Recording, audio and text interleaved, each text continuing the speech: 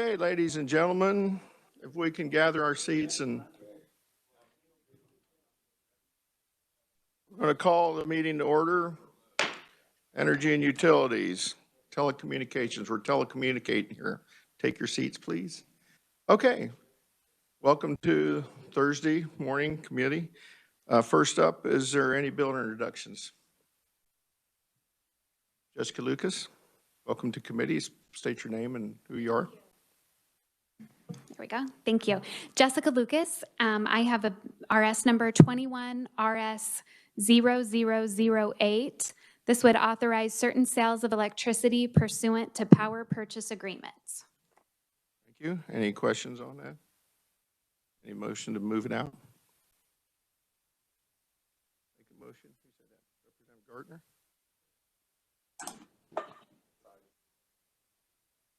Well, to accept the bill introduction. Okay, second, Representative Schreiber. You know, there's so many different protocols, you know, you never know which one to use. So, you know, work with me here. Work with me. I can gavel people down. Representative Schreiber. Thank you, Mr. Chairman. I'd like to introduce a bill. It's RS 0655. It would create a state energy plan, a task force to develop a state energy plan. Okay. Any questions? Seeing none, motion to move it. Representative Gardner, second. Second, anybody?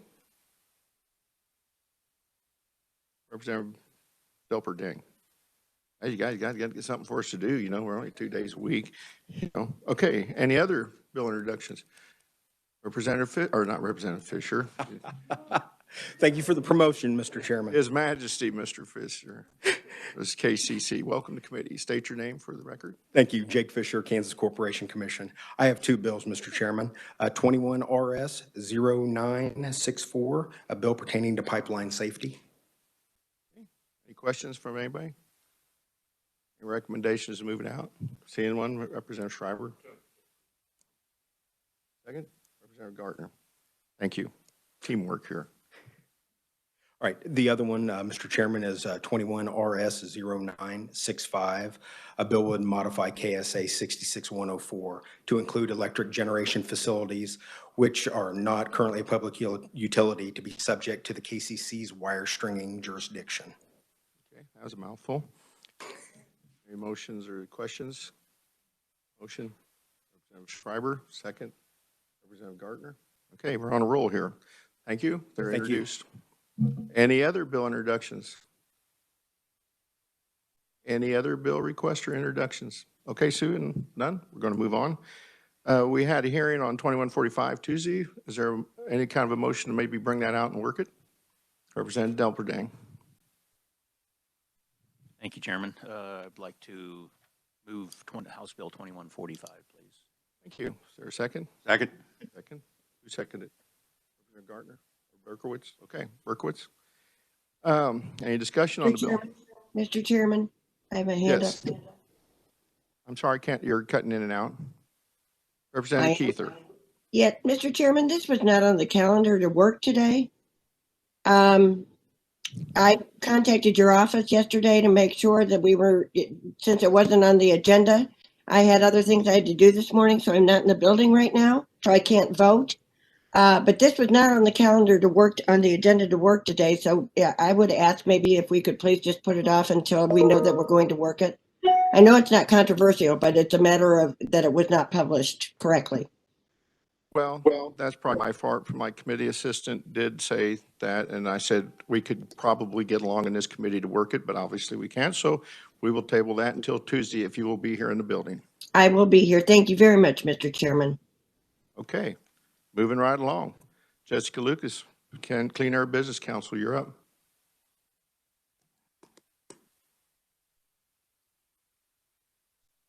Mike, There we go. mic on? Yeah, it's back on. Thank you. All right. Well, I was actually thought we were working a bill this morning, so I'm ready to do my part. Good morning, members of the committee. My name is Jessica Lucas, and I am here today on behalf of the Clean Energy Business Council, and lucky to have with us a few of our clean energy members, a couple who will get up and speak later this morning. The Clean Energy Business Council is a membership organization comprised of business owners working in the clean energy sector. This is primarily in energy efficiency services, distributed generation, which for those of you new to the committee is more commonly thought of as wind and solar. And then, of course, with increasing innovation, more of our members are also working in battery storage. Today's presentation will detail innovative solutions that the state can embrace through legislative policy and the KCC. These tools can lower cost, something I know many of you have been talking about, increase customer choice, and most notably, as we experience increased unemployment, generate economic activity across all 105 counties through the installation and maintenance of energy efficiency home improvements and solar panels for homes and businesses. We're going to maximize our time together today by sharing presentations and comments around two big ideas. Our first speakers are Stephen Bickle and Jill Ferguson, who will join us online from Liberty Homes. Liberty Homes is a nonprofit dedicated to catalyzing utility-financed upgrades of all U.S. residential housing stock by using a program called Pay As You Save. This is an on-bill tariff system, not a loan. In typical Kansas fashion, our own Midwest Energy has had a pay-as-you-save program. They were actually the first to adopt a pay-as-you-save program in the country, and they have helped more than 2,100 businesses and homes through the duration of that program. We want to replicate what Midwest Energy is doing across the state, and Jill and Stephen are going to share some of their expertise today about the benefits of this program and how we can do it. I would also note that in Missouri, they have started doing pay-as-you-save, and Evergy is also working on a pilot program on this regard. At the start of the committee, I introduced a bill that would authorize power purchase agreements. This is similar to the third-party ownership of the electric vehicle charging stations, which I know that you guys are going to vote on next week. Power purchase agreements work in this way. A third party installs and maintains a solar array and then sells that power to a commercial customer. For the buyer, for instance, say the U.S. Army or maybe a local hospital or school, they negotiate with the system owner for an electric rate, and this is often locked in for 10 years or more. They agree to buy all of the energy that's produced on site by the installation, and any excess generation is sent back to the grid, often through a net metering arrangement. Our bill includes businesses, nonprofits like schools, churches, hospitals, and military installations. And I'm really excited about working with all of you to ensure the best implementation of power purchase agreements in Kansas. Stanley Rasmussen from the U.S. Army, who addressed this committee earlier this week on the electric vehicle charging station bill, will be here today also to lend more insight into the Army's energy needs and how power purchase agreements would give them another choice to more affordably power their installations. Michelle Milburn is here from Stanyon Electric, an independent electric wholesale distributor that was founded in Pratt, Kansas. And she's going to talk about how pays and power purchase agreements can benefit the local business economy, as well as talk about the differences of their company doing business in Kansas versus Missouri. You've heard me say it before. Energy efficiency investments and solar integration are rapidly outpacing what we're doing in Kansas in the state of Missouri. And we really need to address this. Kansans should be able to do the same things that their Missouri neighbors are able to do in regard to their energy. Stan Bergkamp is here with us from Mays High School. Mr. Bergkamp is a physics teacher who had a great vision about basically bringing the classroom instruction to his students in real life through a solar array itself. It's a very successful venture that they have done. All the stars kind of aligned to make this happen. And he will be here to share that with you and answer your questions, talk about the savings they've experienced. And our hope is that we can get policies in place so that all schools can do what they've done at Mays.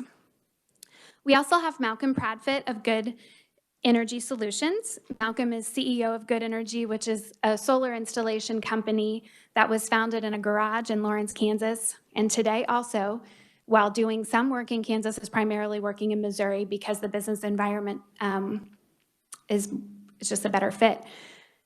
Before I turn over to their presentations, though, I do want to address something that frequently comes up in dialogue about solar. Many of you have said to me, I'm not opposed to solar. I'm thinking about it for my own house. I've had someone come out and talk to me, but I am worried that solar users aren't paying their fair share. This idea, of course, is that while solar customers can generate their own electricity, they do still rely on the infrastructure that's been developed for all of us because the sun doesn't shine 24 hours a day. And as one of our speakers will note later today, while solar customers do use less electricity, they still pay a monthly bill, and they are still contributing to the system. We should acknowledge that solar power does not mean free power, and users are still paying into the system. We've also never really considered the benefit that solar offers the grid, and I think we should speak more to that. For instance, if with the school that has solar panels, they're generating electricity for the utility in the summer and often using very little of what they're generating because their schools aren't in session. Summertime is obviously a very expensive time for electric utilities as there's an incredible demand for power. So folks that are generating power through their solar installs are able to reduce the need for utilities to fire up their peaker plants, and it can help them reduce costs as an expensive time of operation. I think another thing we have to consider in this dialogue is battery storage. As it reaches a tipping point in affordability and reliability, it's possible you'll also see customers abandon the traditional energy structure altogether. And I've had a couple people in this building talk to me about their hope that they can go off the grid. So at that point, if energy users are choosing to power their homes through distributed generation and saving power on their battery, then you really do upend the utility business model. So as a state, I think it's important that we have a dialogue about where we are going to be moving forward, and do we want to continue to protect a traditional utility business model of sell more power and build more power centers? And we can do that, but it seems short-sighted. I appreciate the conversations that have been happening around this building about the need for energy planning. I've been one of the voices in that, and think that this very issue really highlights why we need to have an energy plan. I think there's a multitude of ways for this dialogue, but in regard to the utility business model, one consideration is that the KCC could convene a work group so we can seek to start to establish what is the best solution. We know things are changing, and they're changing rapidly. But in the meantime, it is not prudent that we deny the adoption of solar technology by businesses and homeowners in the state, particularly when there already is a 1% cap on net metering. And I won't get into the weeds on that. I know we do have some new members, but we already have some parameters in place to make sure that solar doesn't disrupt what we're doing in regard to the utilities business model. And I think we should take the handcuffs off and grow solar to that 1%. But with that, I think we'll dive into the conversation from those who have far more technical expertise than I do. Stephen Bickle and Jill Ferguson, I believe, are online and ready to talk to you about pay as you save. So thank you, Chairman. I appreciate the opportunity today. Thank you, Jessica. Mr. Bickle, are you online? I am. Can you hear me? I think I can. Is everybody else? Okay, if you're ready, you're up. And please introduce yourself and who you are for the committee. Absolutely. I just want to, Mr. Chairman and members of the committee, I want to thank you for inviting us here today to talk about pay-as-you-save upgrades for home energy, for home economic development in Kansas. So Liberty Homes is a nonprofit dedicated to catalyzing utility and finance upgrades for all U.S. residential housing stock by 2050 using pay-as-you-save, the on-bill tariff system. I myself and my co-founder, Jill Ferguson, started Liberty Homes in 2019. Previously, I was co-owner and executive vice president at DNR International, an environmental consulting firm where I spent 2 decades supporting residential energy efficiency and product rating and certification programs for the Department of Energy and EPA, including Energy Star and the Attachments Energy Rating Council. Jill was previously a Truman Fellow at the American Council for an Energy Efficient Economy, where she led the Rural Research Initiative. She previously worked at the Department of Energy. So I want to start today by sharing what a few pay-as-you-save program participants are saying about their experience. Before, we were trying to save for these energy upgrades, but now we can use that money for other expenses and investing in our capital. My dad loved this house. I wanted to keep it and work on it. My bill was running $500 a month, which is kind of high for one person in a house. Now I'm saving $100 a month. We haven't lived like this for a long time, being warm and comfortable. We see the potential to create hundreds, probably thousands of jobs. You can't send your house to China to be weatherized.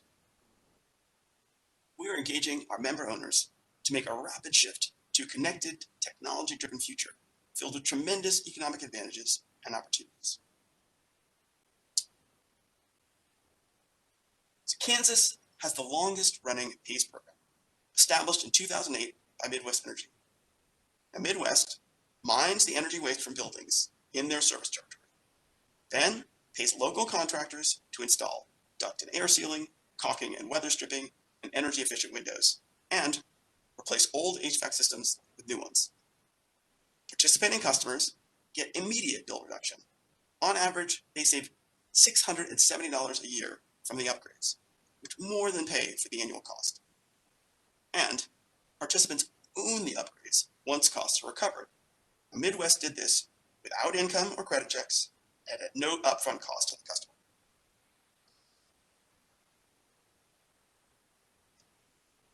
How do they do it? By using Pay-As-You-Save. So Pay-As-You-Save is a utility investment and cost recovery system.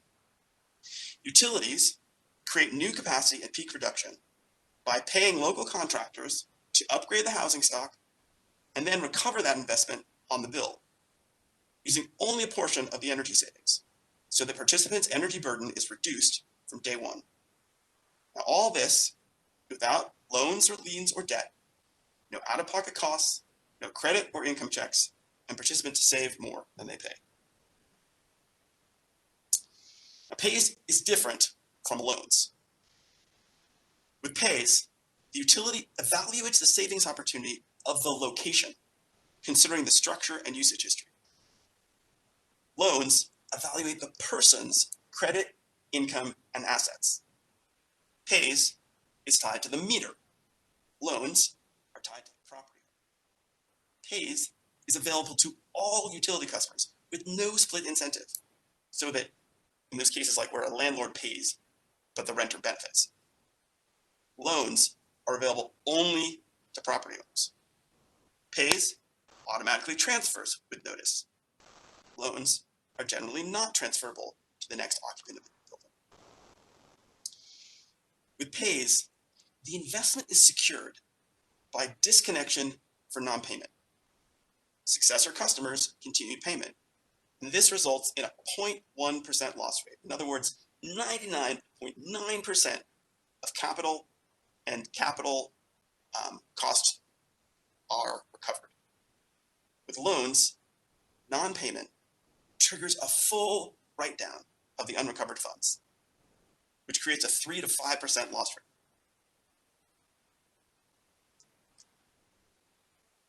Now, Midwest Energy's Pay-As-You-Save program in Kansas has inspired other cooperatives and now investor-owned utilities to support and adopt Pay-As-You-Save.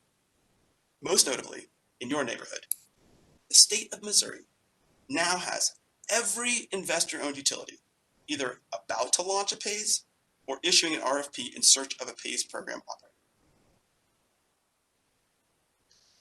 Now, a common objection to Pay-As-You-Save type programs from utilities is that utilities are not banks. Evergy, Missouri articulated this position in testimony before its Public Service Commission in 2019, stating that Evergy is not interested in being a financial institution that holds loans or liens on equipment on the customer side of the meter. And we agree, utilities should stick to what they do best. Make capital investments that support their service delivery, for which they can recover their cost and earn a regulated rate of return.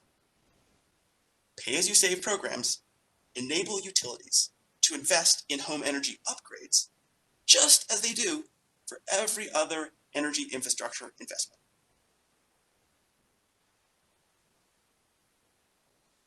Now, Midwest has so far upgraded over 2,100 buildings, investing $7,700 on average, and injected $16 million into their local economy.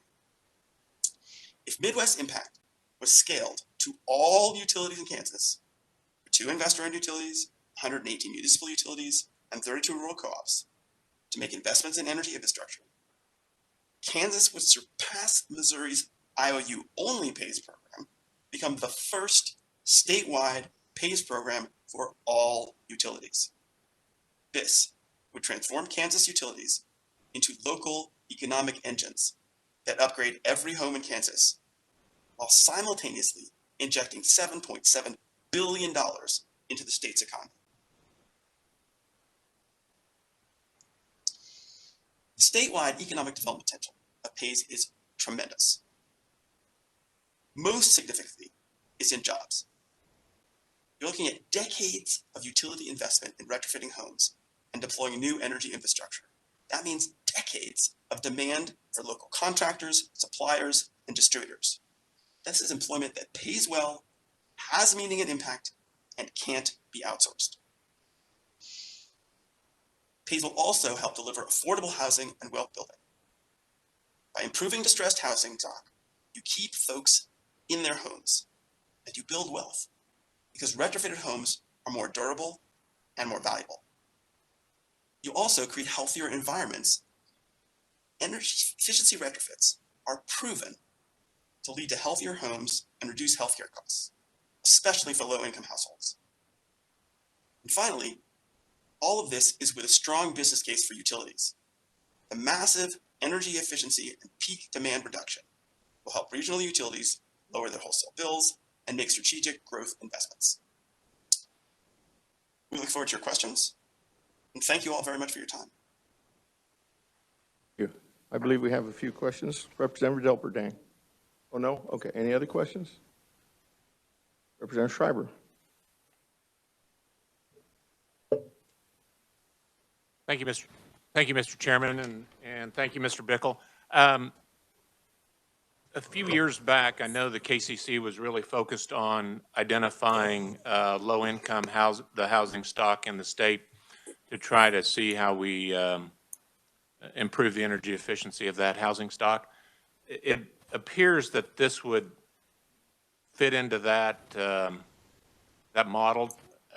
Is there any data that you have as far as either with Midwest Energy or maybe the other states, as far as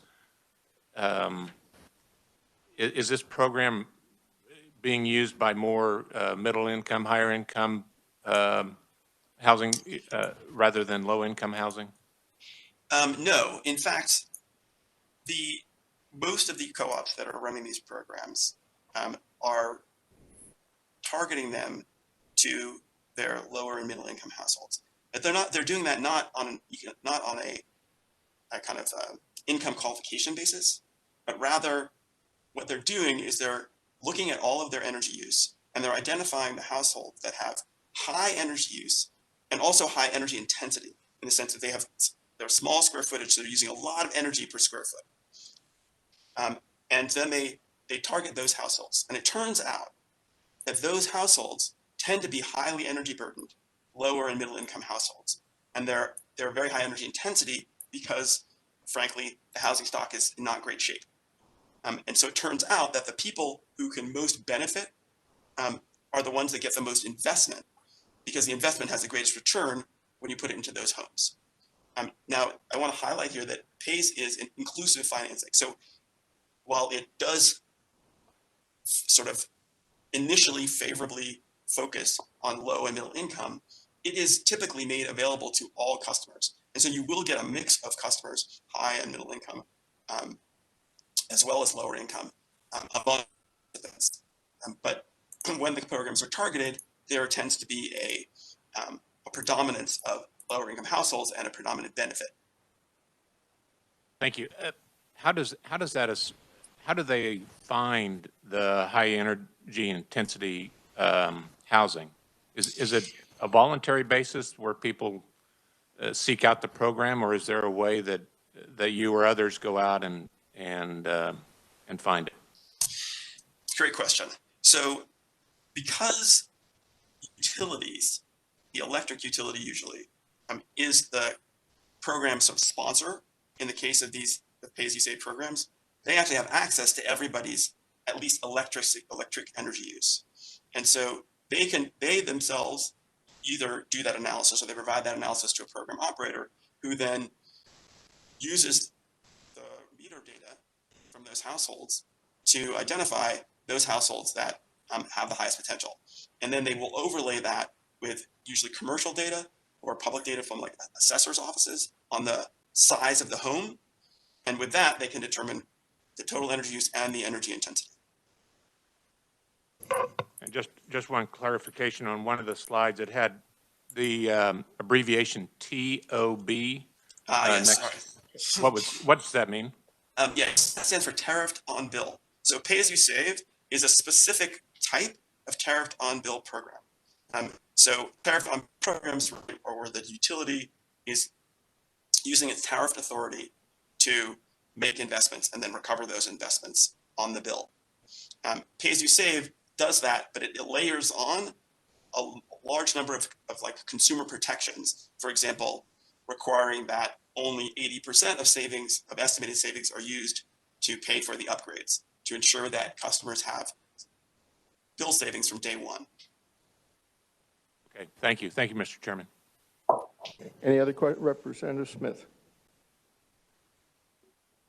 Thank you, Mr. Chair. You know, I like what you're doing, but one of your highlights is you use local contractors to install. It's horrible to get a local contractor to come to your house. I totally agree with you. I totally agree with you in my personal experience.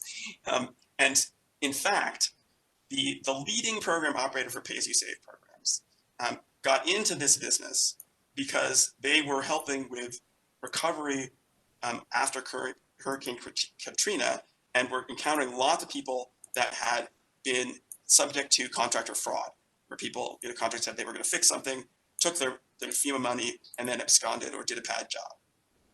And so what they've done is they've created a program operations system, which essentially takes out of the hands of the contractor all of the tools that are normally used to manipulate the customer. So the way it works with this company, Utility, is that the customer contacts Utility. Utility sends out its own energy assessment data collector to assess the house, determine that it's a good investment, and gather data to identify where the energy saving opportunities are. Utility then does an analysis to determine what the energy savings potential is, what the total investment potential is, and then it creates a scope of work and a very clearly laid out kind of plan called an easy plan that they then sit down and walk through with the customer what they found, what they're proposing to do, and how the investments are going to pay for, how the savings are going to pay for the monthly cost. The customer is then given a list of qualified contractors that have already been, sort of tested and screened and supervised over time by Utility. They pick among those qualified contractors. Utility then sends the scope of work that they've created to the contractor. And the contractor has, usually it's 2 to 3 days to contact the customer and schedule the upgrades. The contractor then goes into the home. They do the upgrades. They actually have to take photographs of everything they do. And they have, including the measurements of how tight the house is, right? What the HVAC system performance is. And they have to send those in real time to Utility.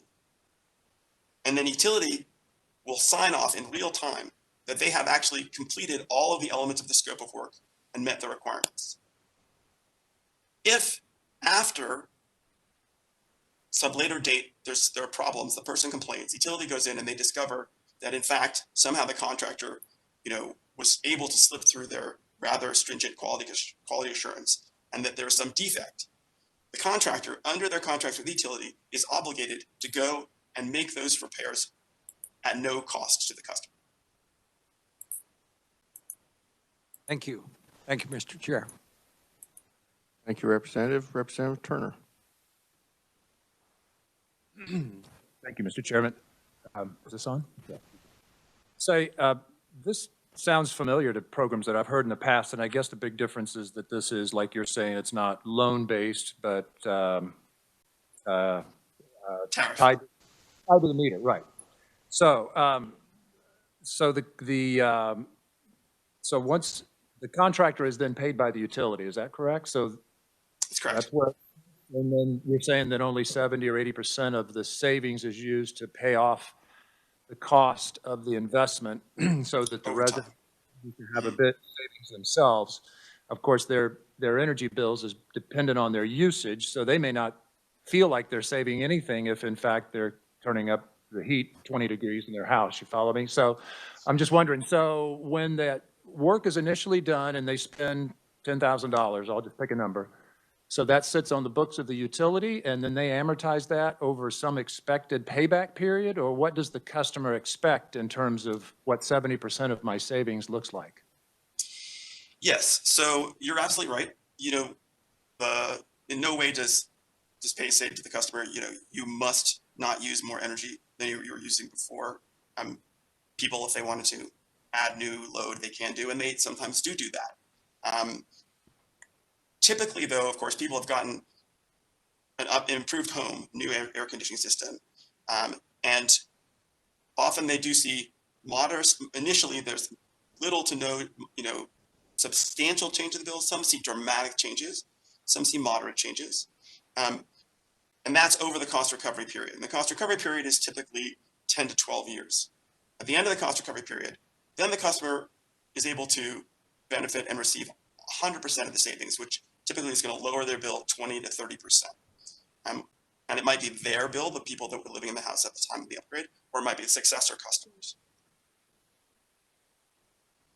I have a follow-up. So in that 10 to 12 years that cost sits on the utilities books, are they not, does that just sit there? It's dollar for dollar? They're not?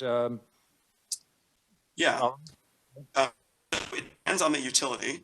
If it's an investor-owned utility, so yes, they're recovering their cost over time, right? So they basically, the customer is paying both the investment dollars and a cost of capital, and typically the cost of capital is 3 or 4%, and so the utility is then also recovering that cost of capital over time.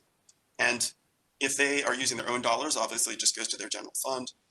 In many cases, in the case of cooperatives, they're able to access zero interest or treasury rate, essentially, funds from the U.S. Department of Agriculture's rural utility services. And then they pay that back over time.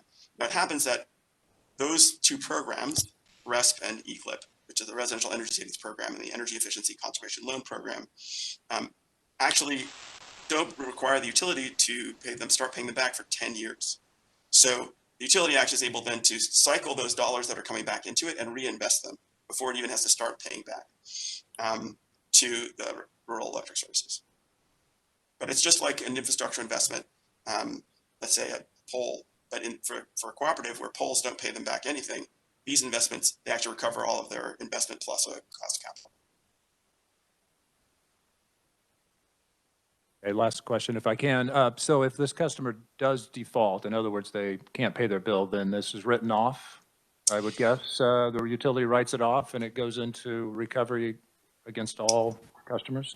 So if the customer doesn't pay their bill, and remember their bills are typically lower than they would have been before, then they're disconnected, and so typically a new customer, right, will come and occupy that residence. That new customer continues to pay the tariff charge. Now, there might be a few payments that were expected that weren't made on the pay-as-you-save. So the tariff charge, the cost recovery period can actually be extended with the new customers to recover those lost payments. So it's only in the case in which, let's say, a home burned down or is condemned, would the total investment be unrecoverable? And in that case, it's just treated the same way as all other unpaid bills are by the utility. And the utility typically has its own sort of essentially reserve fund that it's allowed that it's set aside to cover the cost of unpaid bills. And so then that fund is used to cover whatever remaining amount of the loan and capital costs have not been paid yet. But it's only in those very rare cases where the home is destroyed, which is why you have this 0.1% cost recovery, a loss rate. Okay, thank you. We got a couple more quick questions, and we still got several other presenters, so I got two more people on the list. Representative Samsel. Thank you, Mr. Chairman. Greetings this morning from snowy Wellsville. I appreciate the ability to testify. I know that drives the chairman a little bit nuts, but it's incredibly helpful. I just wanted to make sure I understand. I didn't fully appreciate what was going on with like a hearing versus informational, but I do understand and appreciate all the good information and ideas this morning. And it sounds like this may be a bill that's coming down the pipe somewhere. But I just, in my written materials, is there something that I should be following along with? If this has already been presented in writing somewhere, I will confess I don't know what it is, but I haven't seen anything. But I do see that Barbara's done outstanding work in getting this, looks like the 6th revision of the hearing. So I know everybody's been working very hard. And so I figured if I'm a little bit confused or lost, I might not be the only one. So was there any written materials that Jessica or her team submitted, or is that to come later, Mr. Chairman? I can have Jessica send that stuff to you. Okay, thank you. That's all. I just wanted to make sure I was fully up to speed on it. And then, and not to put anybody on the spot, but it sounds like there may be a bill coming, or is there one that already exists with these ideas? I'm going to guess that this is what kind of the part of the bill you introduced. So actually, no. Pay as you save is a program that we have not introduced language for. It actually is something the utilities could go ahead and exercise to do through the KCC, which we would encourage and hope to see them do and have had that conversation. We introduced a bill for power purchase agreements, which is the next phase of the conversation that we're going to have this morning. Thank you, Jessica. And my bigger question too, and again, I'm not trying to poke any bears or anything, but the fiscal note or cost that might be associated with it, or maybe it's already incorporated in whatever resource or programs we have. So thank you, Jessica. Thank you, Mr. Chairman. I think with the bill just being introduced and this not being a formal hearing, but rather an informational hearing, at such time as we would have that dialogue, then the fiscal note and all of those other components would be. But today is really to introduce the idea and hopefully start the dialogue. Thank you. That's tremendously helpful. Thank you, Mr. Chairman. Yes. Representative Delberdang. Thank you, Chairman. Appreciate you doing the presentation on this. I'm not familiar with Liberty Homes. I'm just curious, there was no address on here. Where are you located at? Yeah, we're located in Maryland, and actually, right now I'm happen to be next door in Colorado. But our official location, we're a nonprofit that is incorporated in the state of Maryland, and we work nationally. Thank you. Okay, I'm going to break the rules here again for Representative Carmichael. I see you have your hand up. Oh, I'm sorry. I don't intend to break the rules, but I was just going to inquire if there are written materials from our conferees. Just like Representative Sample, I'd like to see those. If on the other hand, they're posted on the website, I can find them there, but just want to make the same request as the distinguished representative from snowy Wellsville. Thank you. I'm just picking on you because I said we'll try to take two more, but yes, we will. Jessica will make sure you get the material, won't you, Jessica? Thank you. Okay, seeing no other questions, let's move on because we've got several other presenters that have some time here. Next on the list is Stan Burkamp, May School District Power Purchase Agreements. Stan, are you here? Welcome to committee. Stan, would you please introduce yourself and who you are for the record? Thank you, Chairman. My name is Stan Burkamp, and I'm a physics teacher from Mays High School. I feel much more comfortable this time of day being in front of a bunch of high school students, so I think we can make this work, though. So, little background, I graduated from K-State and then was at the time seeking adventure, so I joined the Peace Corps and taught in Africa for 2.5 years. And then came back and started teaching at Mays in 1993, and I've been there ever since. And one of the lessons I learned from my father, who grew up in the Depression and was a man of great wisdom, even though he had to quit school at the end of 8th grade, was that you are a steward of the earth and you leave the earth a better place than how you found it. And so that was a tremendous influence for me. And so as one who teaches physics and chemistry, I was aware of the debate about climate change and that. And so I also, being a lifelong Republican, grew up with Ronald Reagan as my hero, I saw the physical side of solar panels as well. And so in 2016, I had them put on my own farm, and I immediately saw the savings. And then I went to my superintendent in 2017 and said, let me go out and try and raise the money to put at that time the biggest solar array in the Midwest at the high school. And I said, if I succeed, if I fail, this is on me. You don't have to put up any money. But I've taught phenomenal kids for 30 years that are successful. And in talking with these kids, this is something that I think in terms of the greater view of the state of Kansas that we need to keep in mind, because these kids see what's happening and they want to be a part of it. So the very first night that I proposed this, if you look at that second slide, so this was Monday night. There was no extra credit given, but here was a group of my students that heard what I was going to do, and they showed up to support me. And so I've got kids all over the United States, and they heard about this. So this is from Allie Jensen. There was 4 Jensen kids that I taught all of them. And what I see is, and I think this is true of the state of Kansas as well, is that these kids, if given the opportunity, want to give back to the state of Kansas. They want to give back to the schools that they came from. And I think this is a tremendous opportunity, and I think we need to have somewhat of a vision going forward as to how we can allow that to happen. So in November 2017, I went to the school board and said, I'm an old Peace Corps volunteer. Let me dream the dream. Let me go out and try and make a difference. And they said, hey, go knock yourself out. And basically at the time, I was too stupid to know that I could fail. But I just had a belief that this was going to work. And so through the blessings and support of a whole number of people, we were able to, at this point, as of today, raise over $200,000 that's been donated. We were able to secure the financing that allowed us to take advantage of the, at the time, 30% federal tax credit. And this was an example of where a group of people that saw a vision and were able to support that. And not only, and literally 5 years ago, I wouldn't have done the project, because 5 years ago, solar panels were too expensive. The fiscal return wasn't going to be there. I wouldn't have done it. But because of the fact that solar panels have become so much more efficient, so much more cost effective, that's why I went and embarked on this project. And so within the first year, if you look at from just a purely fiscal perspective, even if the district, let's say they don't have a stand-door camp, they just went out and they wrote the check for $400,000 and bought the system. We've saved about over $32,000 in electricity costs. That's an 8% return on your investment. I can guarantee you there's a lot of people that would be happy to get an 8% return on your investment in this market. So I'm not doing it just because I'm an old Peace Corps volunteer. I'm doing it because of the fact that it works financially. I see the savings that schools can realize.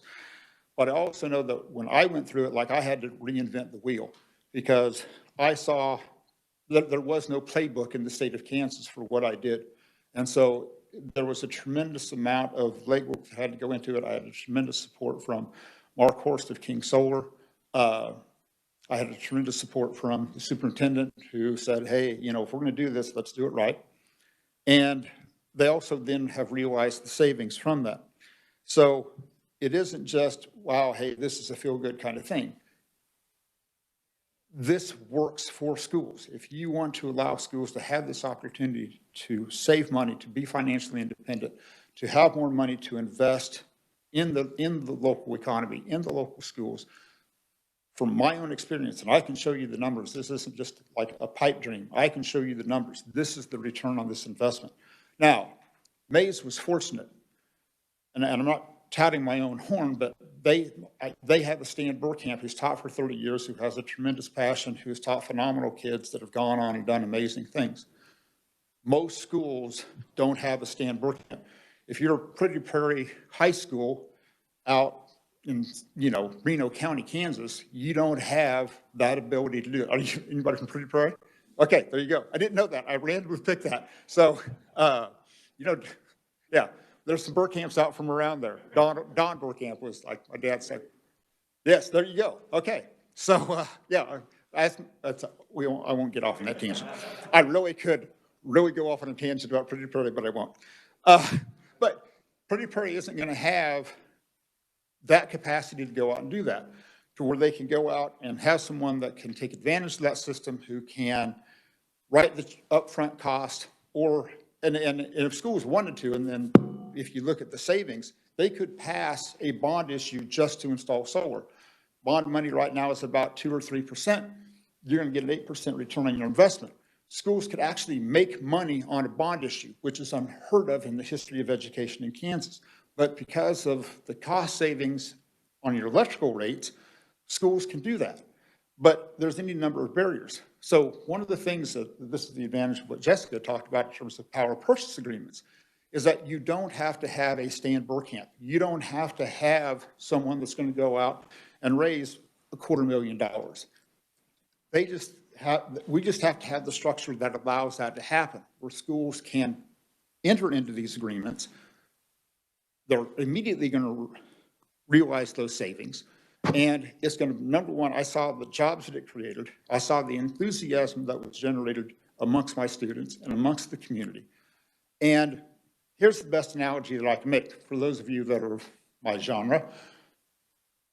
You know what slide rules are, okay? That's what got us to the moon.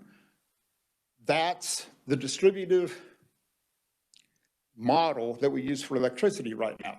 You have a central power plant, Jeffries Energy Center, and it's like a spider web, and that energy gets distributed out, and that's how it's always been done. But that isn't what makes America great. What makes America great is the competition, it's innovation. And that's what I feel that Kansas has to have happen, because I talk to my students, and when they go out to California, they go out anywhere, they go, oh, you're from Kansas, kind of a backwoods, kind of thing. But if I would love for my kids to be able to go, no, actually we're not, okay? My school has solar panels. My state has passed policies that are progressive, and we're not tied to continuing to make slide rules, because that's what we've always done. Change the paradigm, shift to a situation where these kids want to stay in Kansas, where you generate good paying jobs in installing the system. Give schools the local authority to save money that they can reinvest in their community, in their schools. And from my perspective, if you allow these power purchase agreements to go forward, there are no downsides to it. So thank you for your time. Any questions? Representative Schreiber?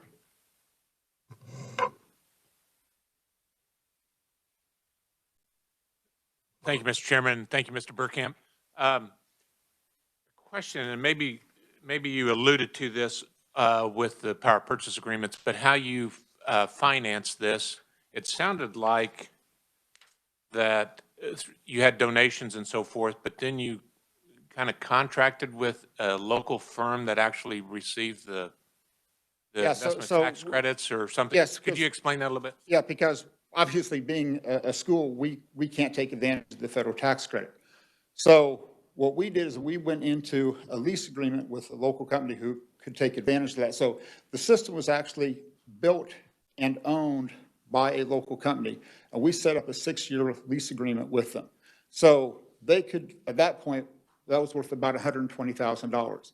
So the gentleman that did that, his daughter graduated from Mays, so he was willing to, not necessarily, it wasn't anything philanthropic in the sense that he just allowed us to take advantage of that federal tax credit. So that was worth about $120,000. So what we did is, in round numbers, it was a $400,000 system. Out of the money that I had raised, we put $135,000 as a down payment. And then we took the balance between the $120,000 that he was going to get back as a federal tax credit. So that was like $280,000. We put down $135,000. And then we took the difference, what was left, divided that into monthly payments that we're paying back to them, which is about $2,000 a month, but we're still saving $3,000 a month in electricity costs. When you say back to them, you're talking about back to the company that, Yes. that you leased from? Okay. Yes, and then at the end of 6 years, we will own the system. So it isn't, so we get all the electricity that's being generated. But that worked for us because I was able to go out and raise all that money. Most schools don't have that capacity. So the advantage of the power purchase agreements is you don't have to have that upfront capital that I was able to generate, and that's what made that system work. Thank you. Representative Delperdang. Thank you, Mr. Chairman. Appreciate you being here, too. Curiosity question on one of the pages there, you talked about you saved $32,500 the first year with a cost of approximately $400,000. So looking at that, gross numbers, about a 12-year return on the investment, assuming zero maintenance. So it could be 15 to 20 years in realistic. But Yes. What is the life expectancy of that project, panels, whatever you want to call it? So the best estimate that I could see right now is that those panels are good for about 25 years. Versus like a wind turbine, where you're going to have bearings and everything that can go out, there are no moving parts. The only thing that could possibly basically go south is the inverters. So I'm going to give you all a quick physics lesson, if you don't mind. So the solar arrays generate DC current, okay? Then what has to happen before it goes on the grid, you have to change that into AC current.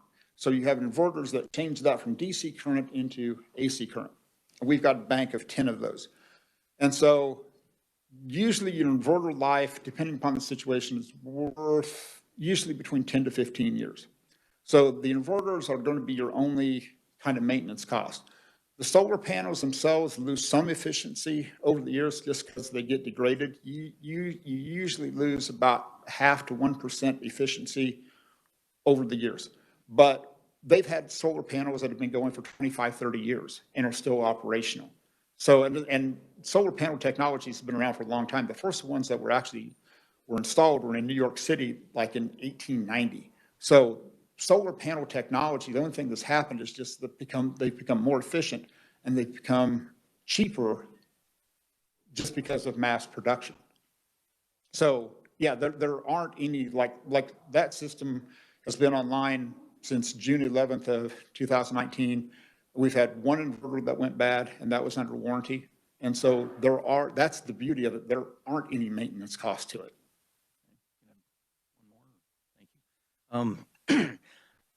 I've got a question that is a burning question, and I want you to understand before I ask this. I'm asking because of your educational background. You and I are somewhat similar. Oh, God, I hate me. And I'm not pushing you in the corner. I want to hear your opinion on it, and I appreciate it. All right. Okay. Cadmium tellurite, silicone tetrachloride, hexafluoroethane, even lead. And keep back to the silicone tetrachloride. If it's an air pollutant, if it contacts water, such as groundwater, it releases hydrochloric acid. So the kind of the comment is some of these panels or solar may not be as green as one thinks, but back to the life project, the end of it, do you have a plan laid out for end of life? And are there precautions, disaster issues set up in the case there's a hailstorm and some of these panels get exposed, et cetera, et cetera? And again, I'm not pushing you in the corner. I understand. No, I've asked the same questions. And so right now, that's kind of where the solar industry is headed. It's like, because they know that's going to be coming down the line, okay? They know that's going to become an issue is like, okay, how do we dispose of these at some point when you hit that end of life?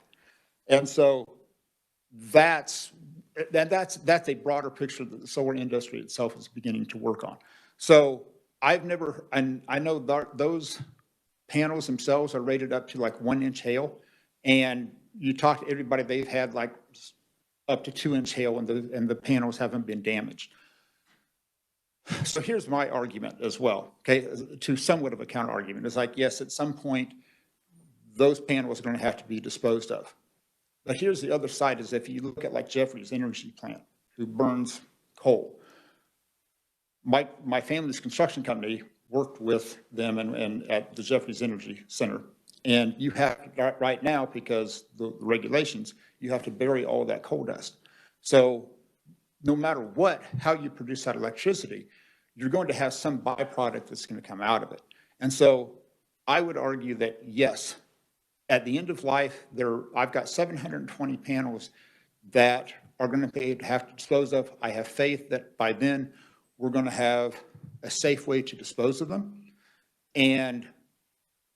But the other side of that is that that's going to happen one time versus I know how much electricity that thing has been generated. So if you look at like, this panel that shows like our net electricity usage, for 4 months there, we didn't have any net electricity usage. So yes, at some point that's become an issue, but in terms of over the life of it, I guarantee you there's going to be a lot less environmental damage from potential 720 panels than a traditional way of, especially burning coal. Okay, I appreciate you stepping up to the. Not a problem. So, no more, thank you. Thank you. And again, we're running a little short. We got 2 more presenters, but we have 3 people on the list. If you can make your questions brief, we appreciate it so we can get everybody through today. Okay. Representative Keither.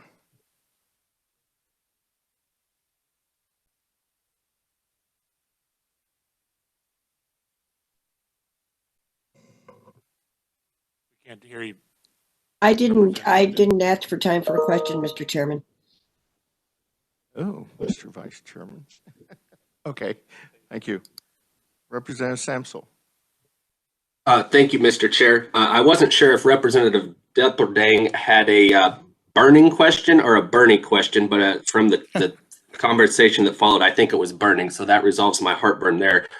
Mostly, I just wanted to say thank you to our presenter here. The passion for Kansas, and especially small town from Pretty Prairie to Wellsville and all the other parts that are unheard of most of the time, it was noticed and appreciated, and equally the passion for our kids here. So my question for him would be very simply, if he would like to answer it here, but what can we do to help? What I really appreciated is sometimes it feels like we're just being asked to give handouts and give out money, and I can tell that that's obviously not the case here. So hopefully we can do something to help moving forward. I don't know the particulars, but I'm sure you guys are the experts, including Representative Depperdang. You're asking questions that just blow my mind, but whatever we can do to help, I'm hopeful we'll get some good things going for the kids from Pretty Prairie to Anderson County and all over Kansas. So I guess from my perspective is that, and it's the classic Republican mantra, is that cut through the red tape, cut through the bureaucracy. Let schools, if this is what schools want to do, make it easier for them to do that. Because I know like where my high, it's a long story, but my high school is on the Sedgwick County Cooperative. We're looking at installing systems at other high schools within the district. They're on Evergy. Evergy has different rules and different regulations than the Sedgwick County Cooperative does.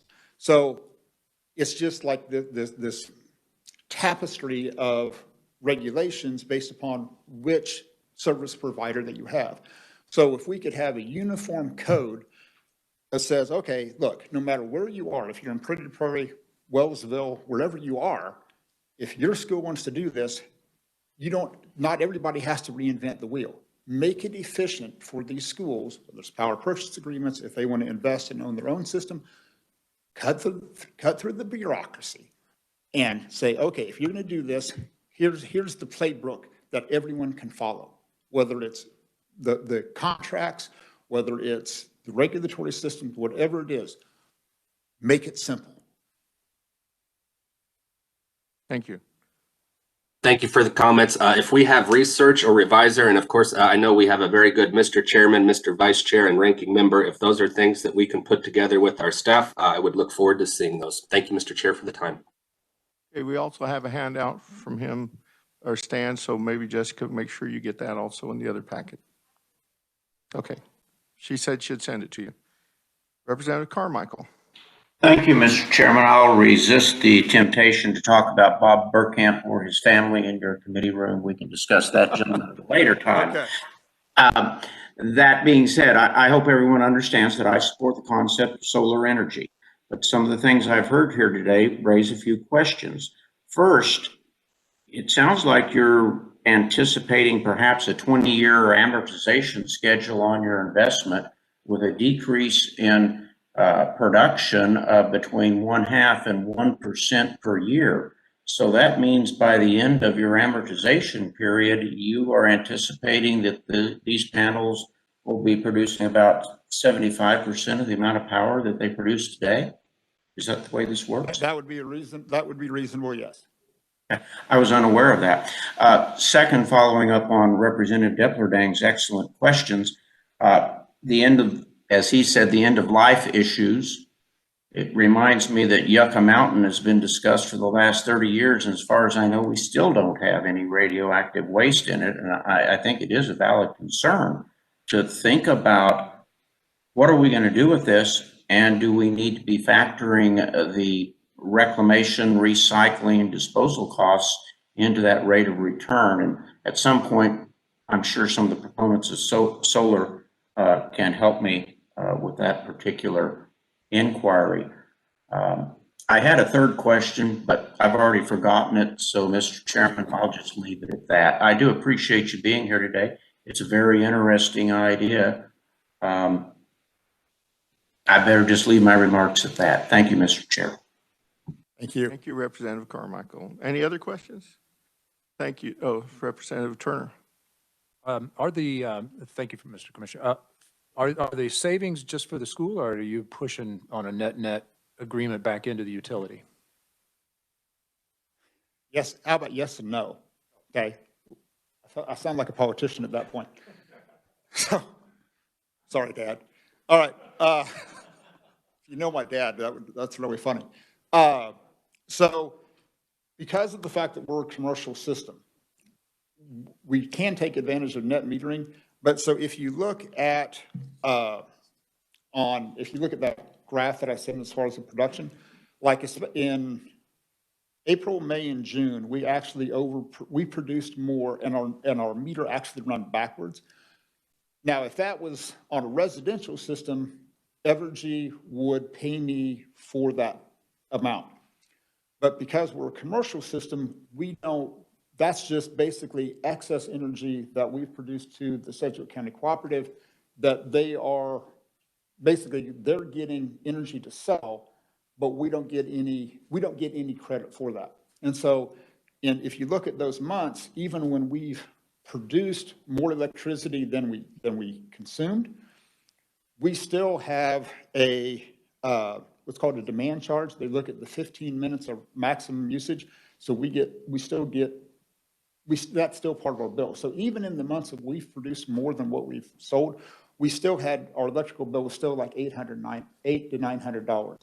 So we don't get that money back per se. So what the district is doing then is taking those savings, and that's what's allowing the district then to have more monies available for technology, for teachers, whatever that is. And especially once we get done with that 6-year lease agreement, then basically all of those savings then stay within the district. Thank you. Okay, we're going to move along here because, again, we have 2 other people trying to get them all done here before we're 10:03. Thank you, Stan. And know the Burkamp name. Michelle Melbourne with the Stanton Electric, how it pay. Oh, Stanley Rasmussen, I had to check you next. I'm sorry. Stanley, are you here? Yes, I saw you. I had you knocked to go next. U.S. Army purchase power agreements. Thank you. I was seeing you the other day, I think, wasn't it? I was here. I'll reintroduce myself from Tuesday. I'm Stan Rasmussen. I'm the Department of Defense Environmental Coordinator for the state of Kansas. I'm also the U.S. Army's Director of the Regional Environmental and Energy Office. I have a 9-state territory I cover, but I office out of Fort Leavenworth, Kansas. I have had contact with Jessica. She's told me about the bill, showed me some potential draft versions. I've not prepared any formal written comments until I actually see the final bill language and know what I'm looking at, but I'll be happy to do that at that time. But I did want to make some comments about third-party power purchase agreements. In my job for the Army and Department of Defense, our office tracks all state-level legislative and regulatory development in the 9 states for which I'm responsible for. And I have 3 counterparts in the United States that between them, they cover the rest of the United States. And we track all state-level legislation and regulation, and we evaluate how that might impact military operations. One of the things that we've consistently been supporting around the country when we see state legislation on it is for third-party power purchase arrangements. And why do we do that? Well, energy is very critical to operation of a military facility. The Army's current energy and water resilience policy has tasked every Army installation to identify what their critical missions are on the installation, and then determine how much energy and water is required to carry on those critical missions, with the assumption that you'll not be on the grid for at least 14 days. So to do that, you're going to have to be able to generate your own electricity at an installation, create your own water, flush your toilets, things like that. And part of that energy policy says that resilience considerations should include securing on-site supplies of energy and water to support those critical missions. Congress is also supportive of this concept. Normally, military service can only contract for utilities to up to 5 years. But about 12 years ago, Congress saw that they want to support energy development at military installations. So they passed a law, it's codified in 10 U.S.C. 2922A. And in a nutshell, it authorizes military services to enter into contracts for up to 30 years for operation of energy production facilities on a military installation, and then to purchase power from those facilities. So this concept is something that we're supporting around the country. And in 2011, the Army created its Energy Initiative Task Force to look at the opportunity to pursue utility scale, 10 megawatts and larger, renewable energy projects on Army installations. And in 2014, the Secretary of the Army transitioned that task force to become a full-time office. So we now have the Army's Office of Energy Initiatives. The Office of Energy Initiatives has pursued a variety of projects, and I wanted to make it clear that having solar panels on an Army installation is not something that is unique. And I'll just read through a few of these. Anniston Army Depot, Redstone Arsenal, and Fort Rucker, all located in Alabama, have 10 megawatt solar farms on those installations. Fort Gordon, Fort Stewart, and Fort Benning in Georgia each have 30 megawatt solar fields on those installations. Fort Huachuca in Arizona has 18 megawatts of solar. Fort Detrick in Maryland has 15 megawatts of solar. Fort Sill in Oklahoma is currently looking at doing a 14 megawatt solar project and also adding 36 megawatts of gas-fired generation on the installation to help with energy security and resilience. And Fort Hood in Texas, and I got to be a part of this project, used a third-party power purchase arrangement with Apex Energy Holdings to install 15 megawatts of solar on site and have another 50 megawatts of wind power off-site. And the Army didn't pay anything for that project. Apex Energy had a 30-year contract with the Army. For the Army to purchase that electricity, they were able to take that contract to a lending institution and have that project bank financed. Those 65 megawatts, there's no net metering associated with that. 100% of that energy is consumed on site. In fact, the low at Fort Hood in demand in terms of megawatts is in the 90s of megawatts that they use at any second during the day. It's a very, very large facility. So I would just say in concept, we are very supportive of third-party power purchase arrangements. And part of the reason for that is the Army and really the defense services, we don't want to be in the business of of generating electricity. We just want to be able to contract that out. We'd like to be able to hire someone to come in and build, own, and operate. And we don't know if a solar project at Fort Riley would be cheaper than the energy we can get from Evergy, but we also can't go out for bids right now. We can't do that because of the utility laws in the state. So we support the concept of third-party power purchase arrangements, and I'd be happy to answer any questions at this time. And I would encourage you all to consider making this a formal bill and hopefully having hearings on it, and I can provide a lot more information at that time. Thank you. We do have a couple questions, so hopefully we can keep them short so we can get the last presenter in before 10:30. Samsel, Representative Samsel. Thank you, Mr. Chair. Mine will be very brief, and it's actually more of a question or an encouragement to Jessica probably, but it sounds like there may be bills in the work. My question is, if there are going to be opponents, and usually there are, I didn't know if those are folks that we could get at the table to see really what their heartburn was and get this thing passed sooner rather than later, if we're going to go that route, obviously. But a lot of really good ideas here. I appreciate what we're hearing.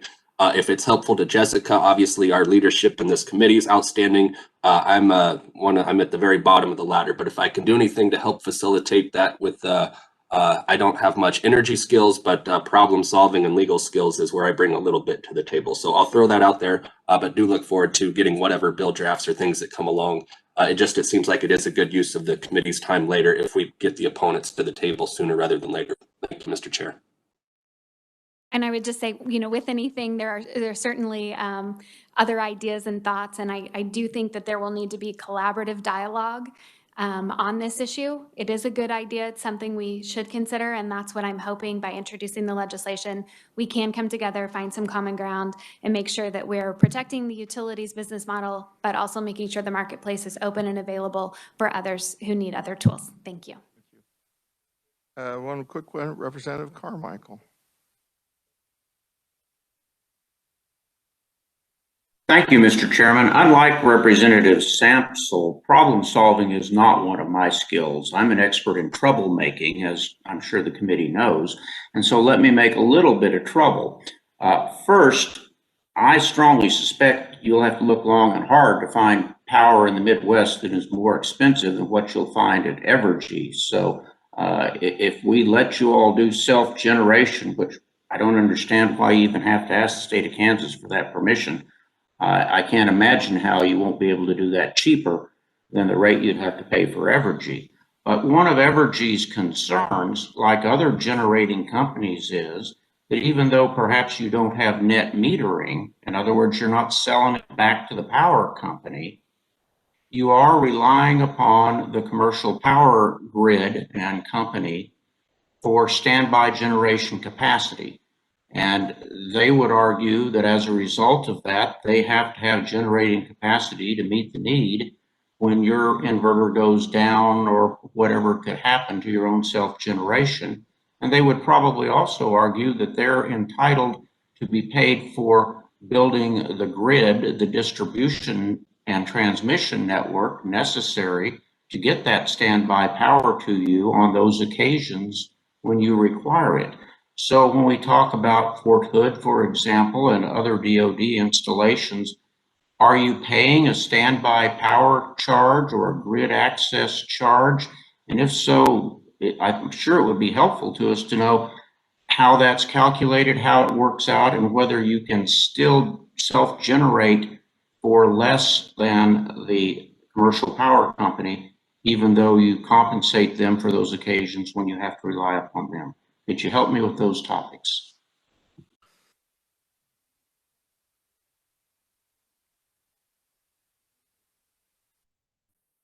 Oh, you want to say that? Representative Carmichael, with all due respect, we have another speaker lined up that I think is probably a more appropriate person to address that question. So if you don't mind, we will have. Well, with all respect, Ms. Lucas, I would like to hear about that from the DoD's perspective. So if your next conferee is from DoD, that would be great. Otherwise, I'd like to hear from the Department of Defense. You know it. So Representative Carmichael, I think you raised good questions, and absolutely you have to work with the local utility. And in Texas, we had to work with ERCOT and the local utility and the transmission company for that project. And no, you're not out on an island. You do still have a relationship with the utility. But I will tell you that the project that was built there and installed there provides a net cost savings to the installation. So no matter how they structured the agreement with the local utility, the local distribution company, in Texas it's a little different because the utilities have been somewhat deregulated. So generation assets are owned by one entity, transmission and distribution assets by different entities. It's because of that deregulation, it was a complex arrangement there. But the bottom line for the Army was that it was a net cost savings for us. And we can't enter into any projects that are not going to be a net cost savings. So those considerations were taken into effect there, considered, and it still came out to be a net cost savings. And I greatly appreciate that, because I think that's where a crux of a lot of the controversy lies right now is how do we compensate the commercial power utility for standby power and grid access? And so any suggestions the DOD has or what's been successful, I know would be appreciated by the committee. Thank you, Mr. Chairman. And that's something I can reach out to the Army's Office of Energy Initiatives, because they're the ones out pursuing these large scale projects, and they probably have, not probably, they have more expertise on that than I do. So that would be very helpful to this troublemaker. Thank you, sir. Thank you. Actually, I agree with you, Representative Carmichael. Very good question, because again, we still have to maintain the grid for the base load generation. And if we ever get to a 60% point, who's going to pay for all that maintenance and stuff? So good questions. That's what we're here for, just like Jessica says. Next up, thank you. Thank you. Stanley, Michelle Melbourne, Stannion Electric, how it pays.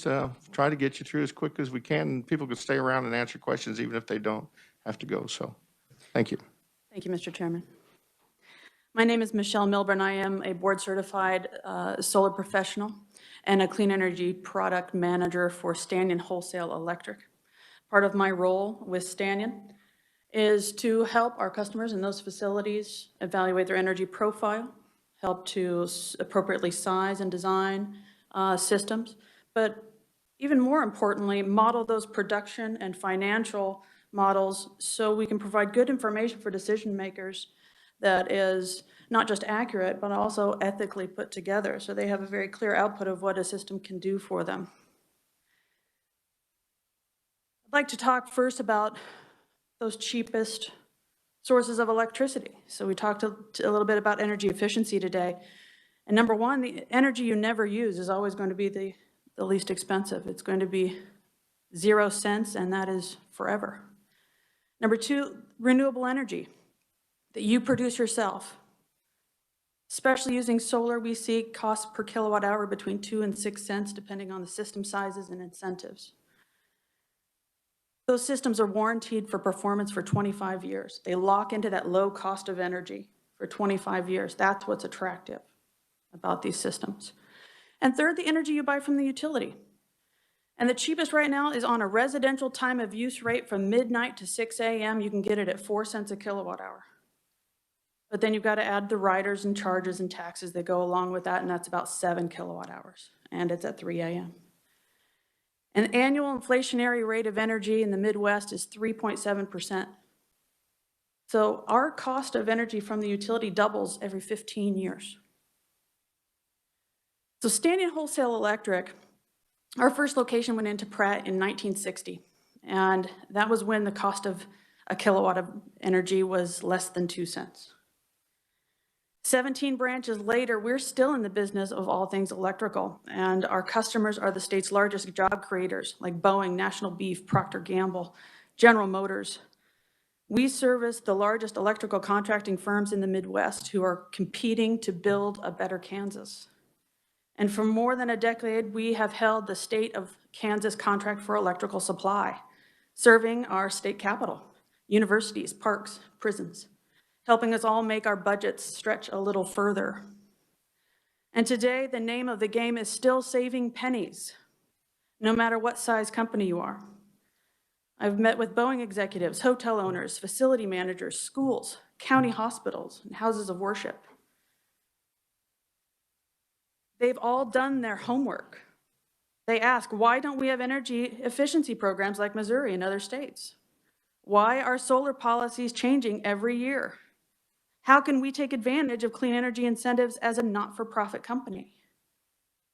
We simply don't. And I'd like to share some very real examples of why we should. Our 17 branches, 3 of them serve our Kansas City metro area. Half of our energy efficiency retrofit projects are in Missouri out of those 3 branches, compared to the 14 branches that are serving Kansas. In Kansas, energy efficiency is almost exclusive to new construction and not our older buildings. Many of our industrial facilities subscribe to a program called Supply Force and work with vendors like Stanton with key goals to help them save money, time, and energy.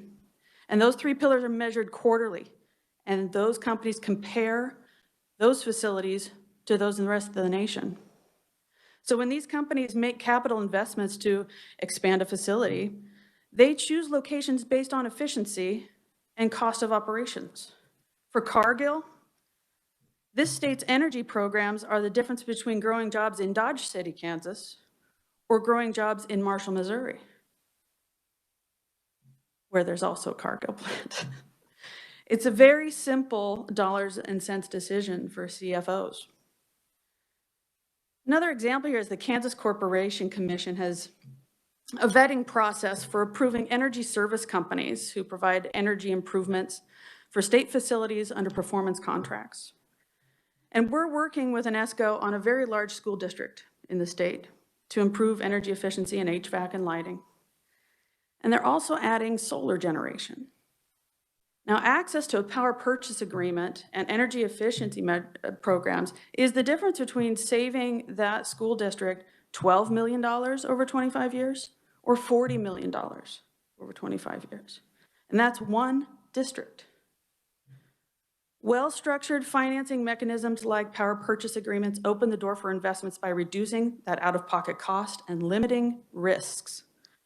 Even more impactful power purchase agreements are the only way to capture national incentives for hospitals, museums, schools, churches, fire departments, and charitable outreach facilities that serve our most vulnerable. A solar project can greatly reduce the operating expense of these facilities for decades. Will my company benefit from a power purchase agreement? Yes. So will other job creators, engineering firms, transportation hubs, warehouse workers, electrical and HVAC contractors, and food producers. Most of all, every taxpayer in the state will benefit from the economic stimulus and the reduction of demand for our already burdened tax revenues. Very rarely can government leadership take action that makes money and saves money at the same time. And this is it.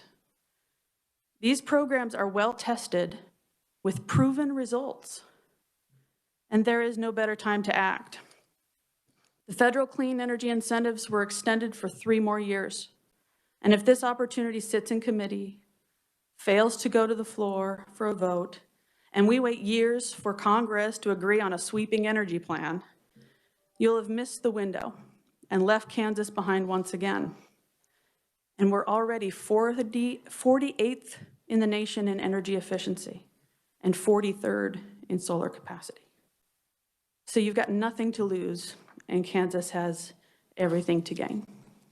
Mr. Chairman. Stand for questions. Please. Okay, is there anybody have any questions?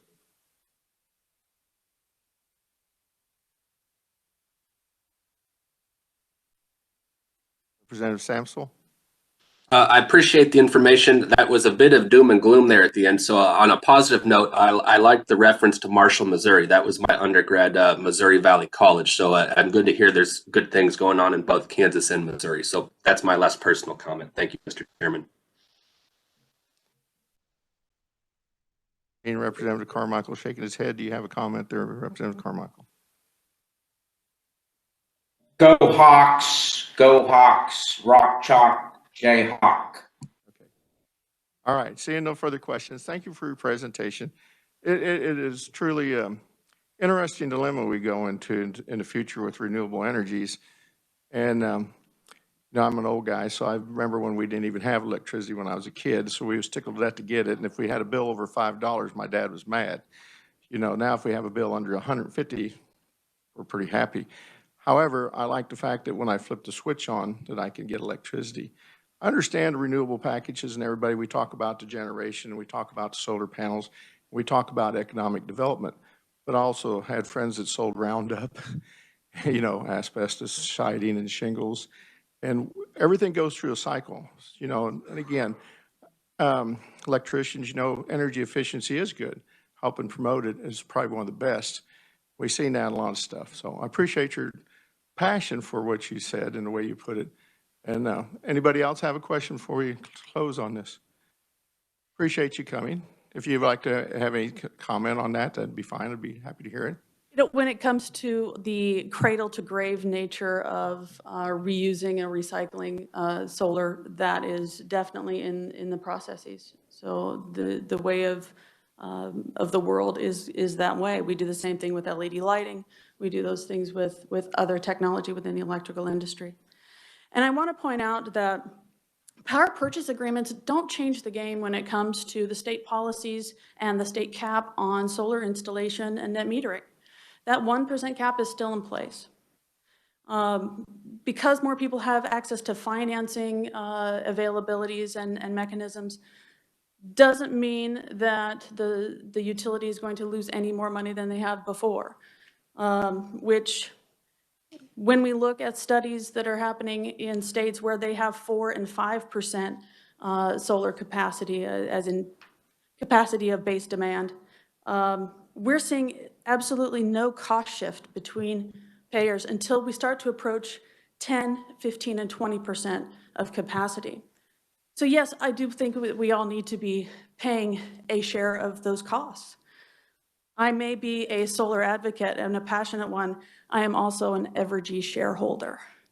So I will tell you I'm not opposed to the capitalism that drives our economy. Good questions, and that's the debate. And I again, thank Jessica for trying to put this talk and talk back. You know, it's a good talk, and sometimes an hour and a half probably isn't enough to do that. But the roundtable discussion is here. We got it done, and those are things to think about. So any other questions for the committee or the good of the committee? I know we don't have session, but if the committee members would like to stop by my office again when we're done here, I have some mountain lion salami from a friend of mine that hunted it. So it might be an interesting taster for you to say you've had a mountain lion. So with that, we are adjourned.